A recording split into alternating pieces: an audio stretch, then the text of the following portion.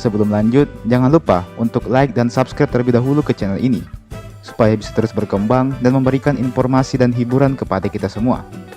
Kalau sudah, langsung saja, mari kita masuk ke pembahasan. Buton adalah sebuah pulau di Sulawesi Tenggara. Pulau Buton dikenal sebagai satu-satunya daerah dengan kandungan cebakan aspal alami di Indonesia. Menurut perkiraan, kandungan aspal yang ada di wilayah Buton ini mencapai 132 juta ton. Dan jumlah itu sudah lebih dari cukup untuk menutupi kebutuhan aspal dalam negeri yang hanya mencapai 1,2 juta ton saja. Dengan luas pulau mencapai 4.408 km persegi, serta jumlah penduduk sebesar 500.000 jiwa, menjadikan Buton sebagai pulau terbesar ke-130 di dunia, dan peringkat 73 sebagai pulau dengan jumlah penduduk terbanyak di dunia. Pulau Buton termasuk ke dalam wilayah Provinsi Sulawesi Tenggara, dengan kota terbesar yang ada di Buton bernama Bau-Bau. Kota Bau-Bau sendiri menjadi kota terbesar ke-8 di Sulawesi. Terdapat 6 wilayah di Kepulauan Buton ini. Wilayah yang dominan adalah Kabupaten Buton, kemudian Wakatobi, Bombana, Buton Selatan, Buton Tengah, dan Bau-Bau. Di Kepulauan Buton dulunya pernah berdiri sebuah kesultanan yang bernama Kesultanan Buton. Wilayah Kesultanan Buton dulunya terbilang cukup luas, yakni meliputi wilayah Muna, Pulau Kabaena, sedikit bagian di Pulau Sulawesi, dan pulau-pulau kecil lainnya yang ada di tenggara Pulau Buton. Tahukah kalian kalau Kesultanan Buton inilah yang menjadi alasan kuat mengapa Kepulauan Buton tidak pernah dijajah kala itu? Apabila kita membahas tentang penjajahan, maka terbesit dua negara kuat yang dulunya pernah menjajah Indonesia dalam waktu yang cukup lama. Dua negara itu adalah Belanda dan Jepang. Belanda memasuki Indonesia di awal-awal dan menjajah hampir seluruh wilayah Nusantara. Di tahun 1942, Jepang masuk dan menjajah Indonesia selama 3,5 tahun, sebelum akhirnya menyerah dan membiarkan Indonesia merdeka dengan kekuatannya sendiri. Namun ternyata ada daerah di Indonesia yang tidak pernah dijajah, dan inilah Pulau Buton. Nama Pulau Buton memang telah santer dibicarakan sejak dulu. Sejak zaman Majapahit, nama Buton sudah menjadi momok bagi kerajaan-kerajaan lain di Nusantara. Tak lain dan tak bukan karena adanya kerajaan Buton yang berkuasa di pulau tersebut. Kerajaan Buton tercatat berkuasa pada abad ke-13 hingga 16 Masehi. Kerajaan ini dipimpin oleh raja pertama mereka yang bernama Wakaka. Dan secara turun-temurun, keturunannya silih berganti memimpin kerajaan Buton ini. Kerajaan Buton berganti nama menjadi Kesultanan Buton, dikarenakan agama Islam telah masuk ke kerajaan tersebut.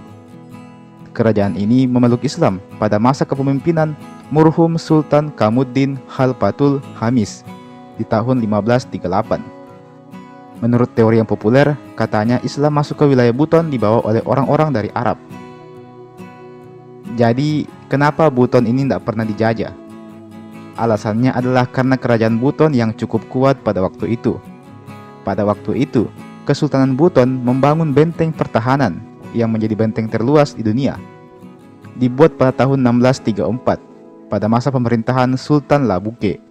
Benteng tersebut memiliki panjang hingga 2.740 meter dan berhasil melindungi area seluas 401,99 meter persegi.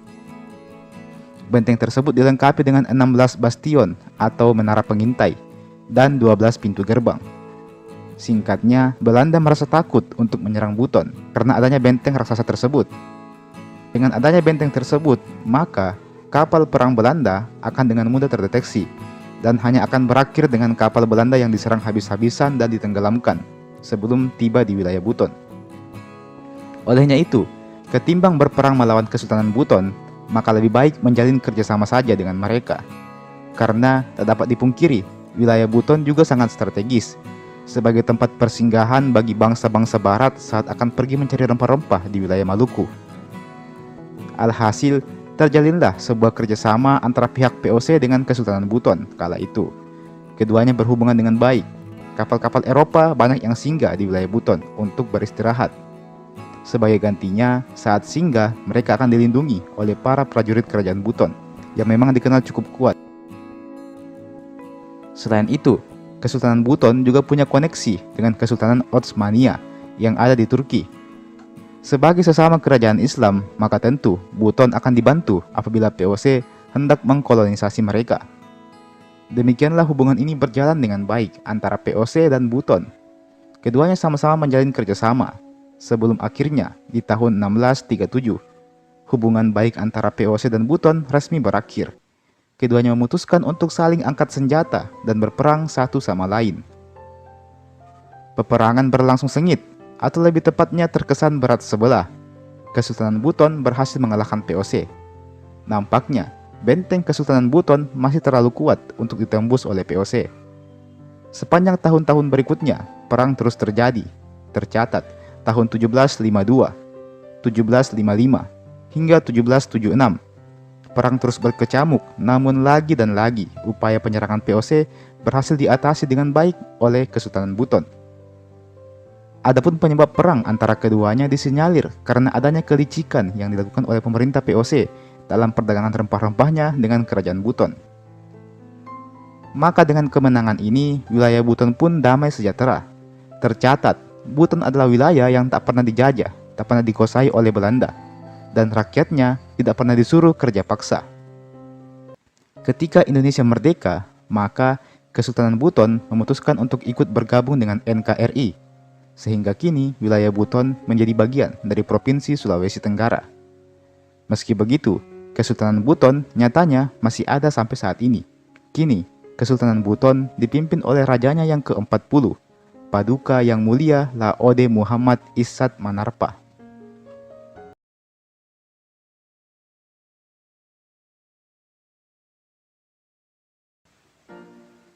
Di Desa Liang Kobori, Kabupaten Muna, Provinsi Sulawesi Tenggara, terdapat sebuah gua yang bernama Gua Sugi Patani.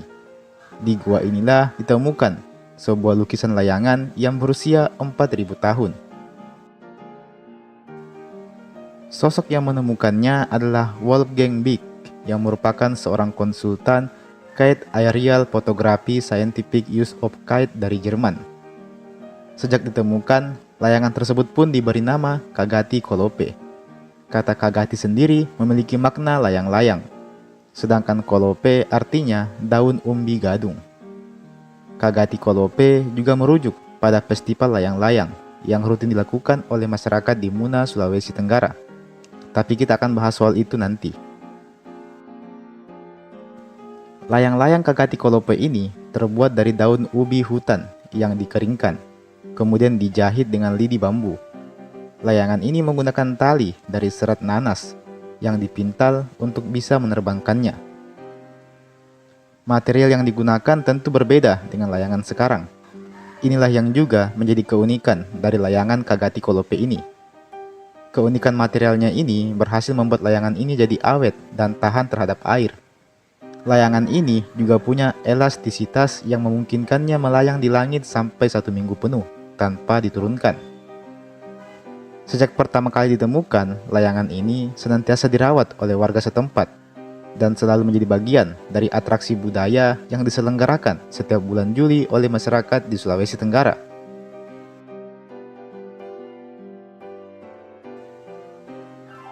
Sebelum layang-layang tertua ini ditemukan di Indonesia, ada beragam versi sejarah mengenai asal-usul layang-layang ini.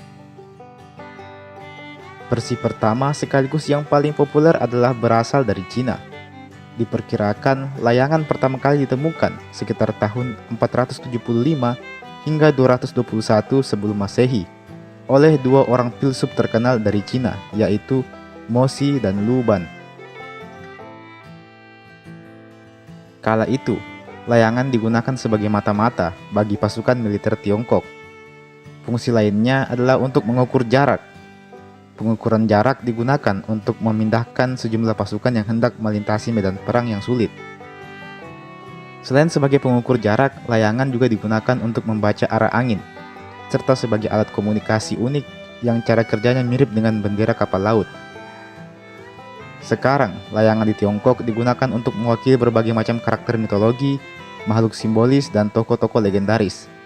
Dan itu menurut sejarah di Cina.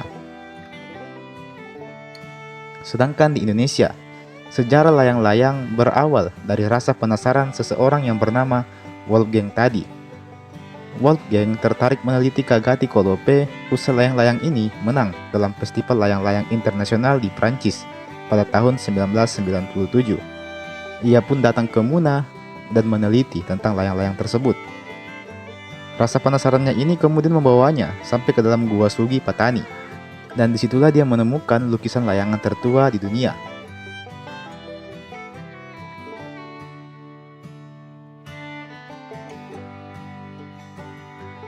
Di dalam Gua Sugi tersebut nampaklah gambar seseorang yang sedang bermain layangan di dinding batu. Gambar layangan tersebut dibuat menggunakan oker, yaitu campuran dari tanah liat dan juga getah pohon. Hasil penelitian menunjukkan bahwa lukisan tersebut berusia setidaknya 4.000 tahun. Jadi begini, saya tidak akan bilang dari negara mana layang-layang itu berasal, apakah dari Cina ataukah dari Indonesia, karena keduanya punya bukti dan teorinya masing-masing. Satu hal yang pasti adalah lukisan layang-layang tertua sekaligus layangan tertua di dunia berasal dari Indonesia. Lantas, pada waktu itu, layang-layang ini sebenarnya digunakan untuk apa? Ternyata, nenek moyang kita dulunya menggunakan layang-layang untuk menjalankan berbagai macam ritual. Zaman dulu, layangan ini kerap digunakan untuk mencari tahu keberadaan Tuhan di langit. Selain itu, di daerah lain seperti di Bali misalnya, layangan digunakan sebagai pelindung singgasana para dewa. Ada berbagai macam fungsi dari layangan ini, tapi kebanyakan memang digunakan untuk pelaksanaan ritual yang sifatnya sakral. Dan mungkin juga ada makna filosofis dari layang-layang di masa lampau. Itulah kenapa di Kabupaten Muna, Sulawesi Tenggara, kerap kali diadakan festival untuk melestarikan budaya layang-layang ini. Meski budaya ini berupa permainan sederhana, namun kegiatan ini sudah menjadi warisan budaya tak benda yang terkenal di dunia. Layang-layang Kagati Kolope ini dulunya selalu menjadi bagian dari upacara penyembah matahari. Kemudian layang-layang ini diterbangkan selama 1 minggu penuh sebelum dilepaskan. Ia menjadi simbol dari pelepasan nasib buruk. Dan ritual ini tidak lagi dilaksanakan semenjak Islam masuk ke wilayah Muna. Meski demikian, Kagati Kolope tetap menjadi bagian hidup alias tradisi rutin bagi masyarakat setempat. Bentuk pelaksanaannya kini berupa festival yang saya sebutkan di atas tadi. Tentu saja esensinya sudah diubah, jadi tidak ada hal-hal yang berbau syirik di situ. Untuk rangkaian acaranya sendiri, festival ini tidak hanya berisi lomba kreasi, membuat dan menerbangkan layang-layang saja, namun juga diisi dengan festival kebudayaan. Di antaranya adalah tari kolosal Kagati, pergelaran budaya, dan karnaval tenun masa lili. Tak lupa juga dengan kuliner khas Sulawesi Tenggara yang disajikan untuk membuat acara ini semakin meriah. Penemuan Kagati Kolope juga memunculkan kebanggaan tersendiri bagi Indonesia, mengingat sebelumnya layang-layang tertua di dunia dianggap berasal dari Cina. Meskipun tidak begitu diketahui secara pasti layangan ini dari Indonesia atau dari Cina, tapi setidaknya Indonesia bisa berbangga hati karena mereka punya layangan tertua di dunia. Kagati Kolope dengan usia 4.000 tahunnya ini berhasil menjadi layangan tertua di dunia, sekaligus membuktikan bahwa kekayaan budaya Indonesia patut diakui dunia. Seiring dengan zaman yang kian berganti, layang-layang yang awalnya memiliki bentuk sederhana mulai mengalami perkembangan.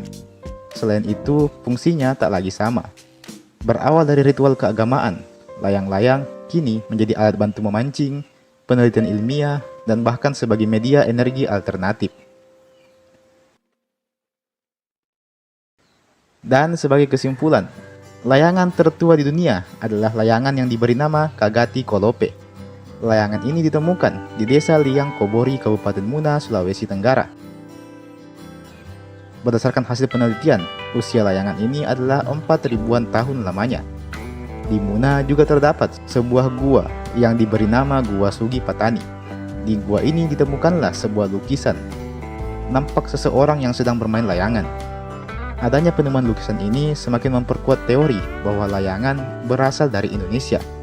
Meski demikian, banyak pihak yang juga mengklaim kalau layangan itu bukan dari Indonesia, tapi dari Cina. Untuk fungsi sendiri, dulunya layangan Kagati Kolope ini digunakan sebagai bagian dari ritual-ritual adat masyarakat setempat. Ketika Islam masuk, ritual ini mulai ditinggalkan. Meski demikian, sebagai gantinya, sekarang rutin diadakan festival layangan di Sulawesi Tenggara sebagai bentuk pelestarian terhadap kebudayaan ini, juga untuk memperkenalkan layangan tertua di dunia, yaitu Kagati Kolope.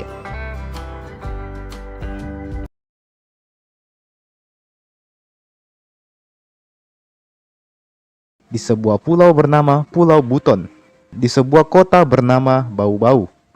Di tempat ini, terdapat sebuah kampung yang bernama, atau lebih tepatnya, dijuluki Kampung Korea. Mengapa tidak? Pasalnya, apabila kita berkunjung ke daerah ini, maka kita akan disuguhi dengan berbagai pelang ataupun poster yang menggunakan aksara Korea, atau biasa juga dikenal dengan nama huruf Hangul. Cuma begitu. Dan tahukah kalian, kalau penggunaan aksara Korea ini bukan tanpa alasan. Aksara Korea ini merupakan huruf yang dipakai oleh suku bernama Chia-Chia. Kok bisa? Bagaimana ceritanya? Kita kembali ke tahun 2009, di mana aksara Korea ini pertama kali ditetapkan sebagai aksara bahasa Chia-Chia. Kebijakan ini ditetapkan langsung oleh Bapak Wali Kota Bau-Bau pada waktu itu. Bahasa Chia-Chia sendiri adalah bahasa daerah suku Chia-Chia yang memiliki sekitar 93 ribuan orang penutur. Sayangnya, bahasa Chia-Chia ini hanya digunakan sebagai bahasa lisan saja dan tidak ada huruf aksaranya. Adapun kebijakan menggunakan aksara Korea sebagai bahasa Chia-Chia ini dimulai pada tahun 2005 silam, di mana pada acara Simposium Pernaskahan ke-9 yang memang digelar di wilayah Buton, Sulawesi Tenggara. Usai simposium, para peserta melakukan wisata keliling kota. Nah, dalam perjalanan itu, ahli bahasa Malaysia dan juga Ketua Departemen Hun Min Jong Gyuem, kalian baca sendiri saja ya tulisannya. Nah, Ketua Departemen Hun Min Jong Gyuem ini, yakni Bapak Chun Tahyun ini, berkelakar bahwa bahasa lokal masyarakat yang dia dengar ini mengingatkan dirinya akan bahasa orang-orang di Korea, di kampung halamannya. Nah, kebetulan, karena bahasa Chia-Chia tidak memiliki aksara, maka ditawarkanlah aksara Korea sebagai aksara yang digunakan untuk bahasa daerah ini. Yang mana tawaran tersebut langsung disambut baik oleh Bapak Wali Kota Bau-Bau pada waktu itu. Dari sinilah kemudian pemerintah kota Bau-Bau mengeluarkan kebijakan untuk mengadaptasi aksara Korea menjadi aksara Chia-Chia. Mulai sejak itu, aksara Korea pun dipelajari dan digunakan untuk mendokumentasikan kegiatan ataupun budaya masyarakat Chia-Chia ini. Tidak cuma itu saja, papan nama jalan dan berbagai tempat umum lainnya juga ditulis dengan menggunakan aksara Korea. Bahkan pemerintah setempat juga menerapkan kebijakan untuk mempelajari aksara Korea ini di sekolah, di mana aksara Hangul ini masuk ke dalam mata pelajaran muatan lokal. Lantas kemudian timbul sebuah pertanyaan. Mengapa bahasa Chia-Chia ini perlu dibuatkan aksaranya? Alasannya tentu sebagai bentuk pelestarian kebudayaan. Jika yang ada hanya sekedar bahasa lisan saja, maka akan sulit mengajarkan bahasa itu ke generasi berikutnya. Akan sangat sulit pula untuk mencatatnya jika tak punya aksara tetap. Maka jelas, jika bahasa ini hendak dilestarikan, maka diperlukan upaya untuk menggunakan aksara sebagai pelengkap bahasa tersebut. Nah, masalahnya di sini adalah untuk membuat aksara itu sendiri tidaklah mudah. Perlu waktu yang sangat lama, perlu biaya yang banyak sekali. Namanya aksara tentu banyak sekali pertimbangan yang harus disiapkan sebelum membuat hal tersebut.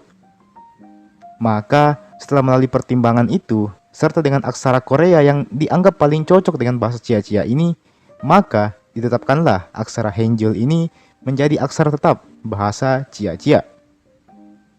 Meski begitu, bukan berarti daerah ini menggunakan bahasa Korea di kehidupan sehari-harinya. Yang mereka gunakan hanyalah aksaranya saja, hanya huruf-hurufnya saja dan bukan bahasanya. Di kehidupan sehari-hari mereka tetap menggunakan bahasa daerah Chia-Chia ataupun bahasa Indonesia.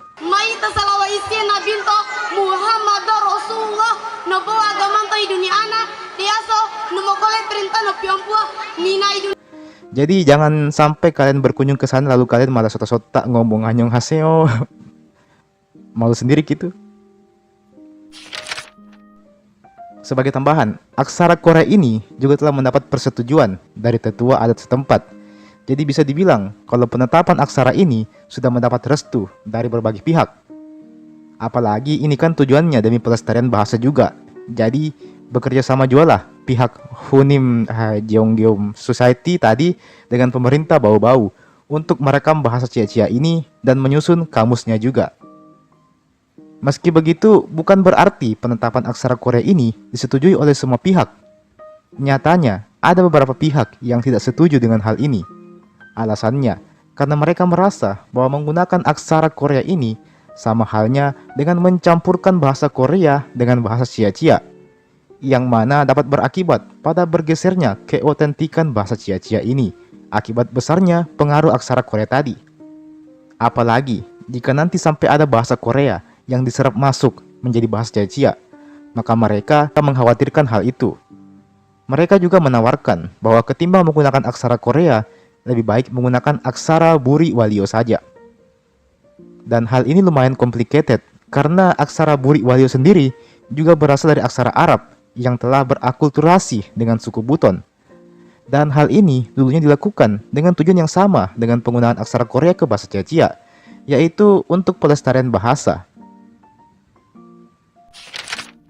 Meski begitu, pada akhirnya, aksara Korea tetap menjadi aksara dari bahasa Cia-Cia ini. Kedua belah pihak yang saling bertentangan ini punya alasannya masing-masing. Namun saya rasa tujuan mereka sama, yaitu untuk melestarikan bahasa Cia-Cia ini. Jadi seharusnya ini tak menjadi masalah besar di kemudian hari. Harusnya ini menjadi win-win solution untuk semua pihak.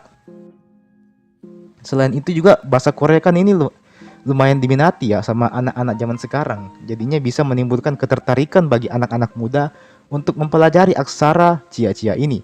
Karena aksaranya menggunakan aksara Korea, jadi bisa dibilang sekali mendayung 20 terlampaui. Sekali kita mempelajari aksara Buton atau aksara Cia-Cia ini, kita juga bisa mendalami aksara Korea. Nah, bagaimana menurut kalian tentang hal ini?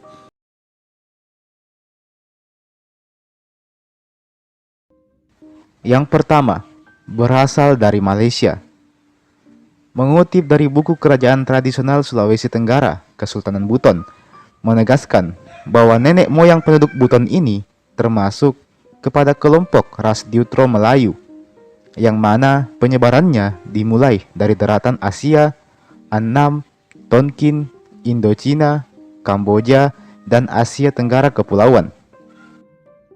Masyarakat setempat punya cerita versi mereka sendiri, di mana mereka mengatakan bahwa penduduk Kesultanan Buton dulunya berasal dari turunan 4 orang tokoh pertama yang datang ke Pulau Buton dari Semenanjung Johor di Malaka pada abad ke-13 yang lalu. 4 tokoh tersebut bernama Si Panjonga, Sita Manajo, Si Jawangkati, dan Si Malui. Dalam cerita tersebut dikatakan bahwa pemukiman pertama keempat tokoh tersebut berdiri di daerah Kalampa, di desa Katobengke, Bau-Bau, yang kemudian daerah ini menjadi cikal bakal kerajaan Buton itu sendiri.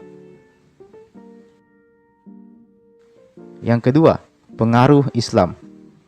Awalnya, kerajaan Buton terbentuk dengan sistem pemerintahan secara turun-temurun dari keturunan dinasti Wahaha, yang kemudian berkuasa selama 3 abad lamanya, dari abad ke-13 hingga abad ke-16. Adapun Islam mulai masuk di masa pemerintahan Raja ke-6 yang bernama Lakila Ponton. Adapun agama Islam masuk ke Buton dibawa langsung oleh seorang ulama berkebangsaan Arab yang juga datang dari Johor, Malaysia. Dia bernama Syekh Abdul Wahid. Uniknya, ternyata agama Islam ini dengan cepat diterima oleh masyarakat Buton kala itu. Raja Lakila Ponto pun lambat laun ikut memeluk agama Islam, dan hal ini juga menjadikan beliau sebagai Raja Buton pertama yang memeluk agama Islam, sekaligus menjadi Raja Buton terakhir yang dilantik berdasarkan sistem keturunan alias monarki. Sepeninggal beliau, kerajaan Buton berganti nama menjadi Kesultanan Buton. Sistem pemerintahannya pun juga berganti, di mana sistem monarki diubah menjadi konstitusi Islam yang juga dikenal dengan istilah Murtabat 7. Inilah yang menjadikan orang-orang Buton mayoritas beragama Islam, dengan tradisi Buton yang juga ikut terpengaruh dan berakulturasi dengan budaya Islam. Yang ketiga, tradisi suku Buton. Masyarakat di Buton punya banyak sekali tradisi yang menarik untuk kita eksplor. Salah satunya adalah tradisi yang bernama Kande Kandea, di mana ini adalah tradisi makan bersama yang dilakukan oleh masyarakat. Tradisi ini biasanya dilakukan saat menjelang perayaan hari-hari besar, semisal Idul Fitri. Dulunya, tradisi ini dilakukan saat para prajurit Kesultanan Buton telah kembali dari medan perang.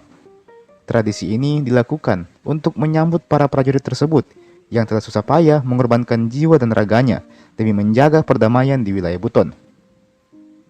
Saat tradisi berlangsung, biasanya para prajurit akan disuapi makan oleh para gadis-gadis cantik. Sekali lagi sebagai bentuk penghargaan atas perjuangan para prajurit ini di medan perang. Yang keempat, bahasa daerah. Bahasa daerah yang resmi digunakan di Kesultanan Buton adalah bahasa Wolio. Sebenarnya, ada berbagai bahasa lain selain bahasa Wolio ini. Namun, inilah yang dianggap sebagai paling sering digunakan. Yang bikin menarik dari bahasa ini adalah karena bahasa ini menggunakan aksara yang mirip dengan tulisan Arab, di mana ternyata aksara ini memang dibuat berdasarkan aksara Arab. Huruf Wolio atau Buri Wolio terdiri dari 15 huruf Arab asli dan juga 7 huruf tambahan yang diambil dari aksara Jawi, lalu dimodifikasi agar sesuai dengan fonem asli Wolio. Secara umum, aksara Wolio ini juga mempunyai kemiripan dengan aksara Jawi. Hanya saja terdapat beberapa perbedaan dari kedua aksara tersebut. Belum diketahui secara pasti sejak kapan aksara Buton ini ada. Namun, apabila kita merujuk pada kitab-kitab tertua di Kesultanan Buton, maka diperkirakan aksara ini telah digunakan sejak abad ke-16, bertepatan saat agama Islam masuk ke wilayah Buton. Dan yang kelima, mata berwarna biru. Salah satu keunikan yang dimiliki suku Buton adalah adanya sebagian kecil masyarakatnya yang memiliki mata berwarna biru cerah. Beberapa warga lainnya ada juga yang hanya mempunyai sebelah mata yang berwarna biru, sedangkan mata sebelahnya lagi berwarna coklat biasa. Kok bisa ya? Warna mata biru cerah ini rupanya berasal dari sindrom Waardenburg, yaitu sindrom yang menyebabkan mutasi genetik yang mempengaruhi warna pada mata. Sindrom ini mungkin kelihatan unik dan seolah menjadi berkah karena menjadikan mata terlihat berbeda dan kelihatan indah. Namun, di satu sisi, sindrom ini punya efek samping, yaitu menyebabkan melemah atau bahkan menghilangnya kemampuan pendengaran pada orang tersebut. Selain itu, efek samping lain dari sindrom ini mengakibatkan mata penderitanya akan berair pada saat terkena sinar matahari secara berlebihan. Sindrom Waardenburg ini biasanya hanya terjadi pada 1 dari 40.000 orang saja. Sindrom ini murni merupakan bawaan sejak lahir dan tak bisa ditularkan ke siapapun. Sindrom ini juga belum bisa diobati dengan obat-obatan manapun. Jadi jika semisalnya orang yang mengidap sindrom ini menikah dan punya anak, maka belum pasti anaknya akan memiliki mata berwarna biru juga. Meski begitu, dalam beberapa generasi ke depannya, tetap masih ada kemungkinan lahir anak bermata warna biru dari keluarga tersebut. Meski begitu, memang jumlah orang yang mempunyai mata biru di suku Buton ini tidaklah banyak. Iya, banyak kalau dibandingkan dengan suku-suku lain dengan daerah lain. Tapi aslinya, bahkan di Buton sendiri, mata warna biru itu masih terbilang jarang hitungannya. Nah, banyak orang yang berpendapat bahwa mata warna biru ini berasal dari kawin silang antara orang-orang Buton dengan orang-orang Portugis di beberapa abad yang lalu. Namun hal ini ditepis oleh para ilmuwan, karena kalau berasal dari kawin silang, maka harusnya bukan warna matanya saja yang menurun, tetapi juga bentuk wajah dan fisiknya. Sayangnya, orang-orang Buton punya fisik dan wajah yang sama seperti orang Indonesia pada umumnya. Jadi agak sulit juga untuk mempercayai teori tersebut.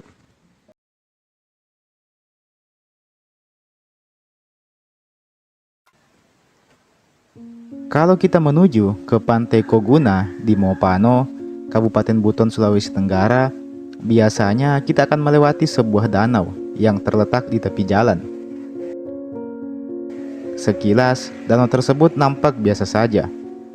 Namun, siapa sangka ada banyak cerita yang tersimpan pada danau tersebut. Danau yang terletak cukup dekat dengan wisata Pantai Koguna ini bernama Danau Togo Motonu. Danau Togo Motonu, kalau dilihat dari luar, nampak seperti danau biasa. Namun, tahukah kalian kalau ada banyak legenda yang tersimpan di danau ini? Jadi mari kita bahas legendanya. Danau Togo Motonu sendiri memiliki arti kampung yang tenggelam. Kata Togo Motonu diambil dari bahasa Buton, dari kata Togo yang artinya kampung, dan Motonu yang artinya tenggelam. Kenapa bisa begitu? Dilansir dari kompas.com, diceritakan bahwa kabarnya dulu di danau ini ada sebuah kampung. Di dalam perkampungan tersebut terdapat sepasang suami istri yang mempunyai 2 orang anak, seorang anak laki-laki dan satunya lagi perempuan. Namun entah apa dan bagaimana, kedua bersaudara ini malah jatuh cinta dan pada akhirnya memutuskan untuk menikah. Jadi si anak laki-laki dan si anak perempuan ini malah menikah. Pernikahan saudara ini tentu bukanlah hal yang wajar. Ada banyak sekali warga yang menentangnya. Dan sampai sekarang pun hal semacam ini sangat dilarang oleh negara apalagi agama. Singkat kisah, kakak adik yang menikah itu pun menjadi penyebab datangnya musibah di kampung tersebut. Terjadilah hujan deras selama 7 hari 7 malam. Hujan tanpa henti mengguyur kampung tersebut, dan pada akhirnya membuat kampung tersebut jadi tergenang dan lama-kelamaan jadi tenggelam. Lokasi tenggelamnya kampung tersebut lama-kelamaan menjadi sebuah danau yang sampai sekarang dikenal dengan nama Danau Togo Motonu. Legenda ini terus terjaga dan diceritakan turun-temurun oleh masyarakat setempat. Danau Togo Motonu ini kini juga menjadi salah satu objek wisata yang ada di Kabupaten Buton. Sebagai bentuk peringatan, tiap tahunnya warga biasanya akan mengadakan semacam ritual adat di danau tersebut. Ritual adat tersebut dilakukan demi menghormati para leluhur yang kabarnya telah tenggelam di danau tersebut. Selain itu, ritual ini juga dilangsungkan dengan tujuan supaya mereka mendapatkan hasil laut yang melimpah, juga sebagai harapan agar mereka terhindar dari mara bahaya. Dan tujuan terakhir adalah sebagai bentuk hiburan untuk warga setempat. Hal ini dikarenakan adanya beberapa kebudayaan khas yang ditampilkan pada acara atau ritual tersebut.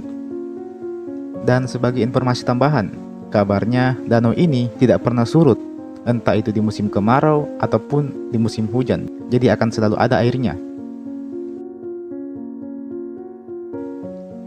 Selain legenda kampung yang tenggelam, ada juga legenda lain yang terdapat di danau ini, yaitu adanya larangan mengkonsumsi udang merah yang berasal dari danau ini. Mengapa bisa?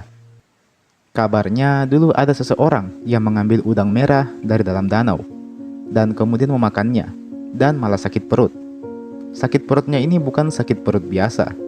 Konon kabarnya dia harus disembuhkan oleh seorang pemangku adat atau biasa disebut dengan nama Parabela. Setelah diurus oleh Parabela ini, barulah orang tersebut bisa sembuh. Dan semenjak saat itu, udang merah yang ada pada danau tersebut dianggap keramat oleh warga. Sejak saat itu pula, warga tak berani mengambil udang dari danau tersebut, apalagi memakannya. Sedangkan versi lain mengatakan bahwa dulunya udang merah tersebut pernah diambil dan dipindahkan ke sebuah masjid. Dan keesokan harinya, masjid tersebut pun langsung rubuh. Versi lainnya mengatakan bahwa udang-udang yang berada di danau tersebut adalah jelmaan dari para tentara Kesultanan Buton yang terkena kutukan dan diubah menjadi udang karena kesalahan yang mereka buat tak dapat dimaafkan. Keberadaan udang ini memang menjadi ciri khas tersendiri. Sejatinya, pengunjung masih bisa memegang udang-udang tersebut, tapi tak boleh dibawa pulang, apalagi dimakan, karena dikhawatirkan akan terkena hal-hal yang tak diinginkan. Selain itu, menurut informasi yang saya dapat, bahwa pengunjung dilarang berendam atau berenang di danau ini. Alasannya karena danau ini masih menjadi area penelitian para ilmuwan. Jadi seperti itu.